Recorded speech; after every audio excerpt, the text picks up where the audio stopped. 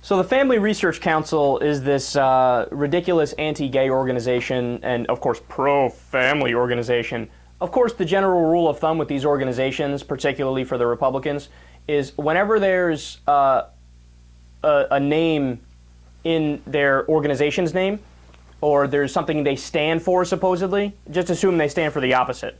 So, oh, Family Research Council, that means, yeah, we're totally in favor of families as long as it's not families that are interracial or gay or polygamous or anything that we don't agree with. It's got to be, you know, one man, one woman, white picket fence, leave it to Beaver. You know how it goes.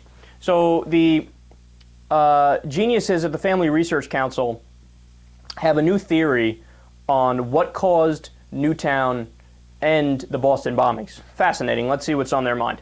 This is from their press release. A press release which, mind you, goes out to roughly 6 people.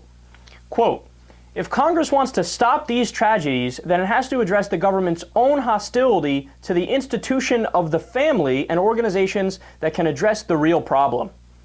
The problem is the human heart. That's so touching. As I've said before, America doesn't need gun control.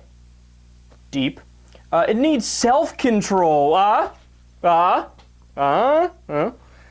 And a Congress that actively discourages it through abortion, family breakdown, sexual liberalism, or religious hostility is only compounding the problem.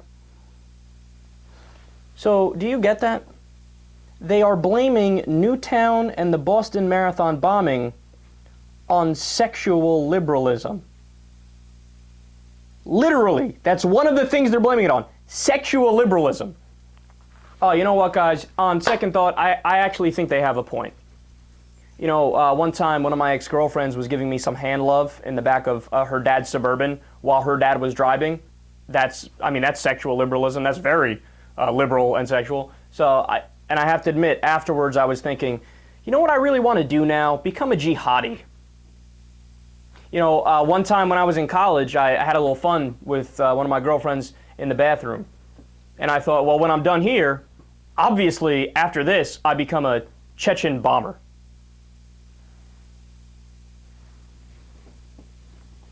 No, I mean, can you imagine something more dumb than that? The irony is, I would argue, and I know this is very Freudian of me, but the exact opposite is true.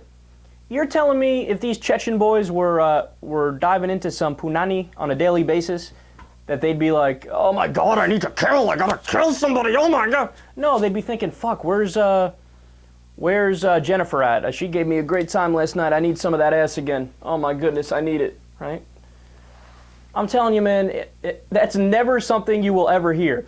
After the massive orgy which lasted an hour and a half and had multiple forms of KY jelly, they all decided life is not worth living and they went and did a suicide bombing.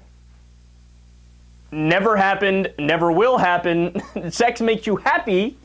Not having sex makes you repressed and awkward and sad and more prone to buy into nonsense religious fundamentalism.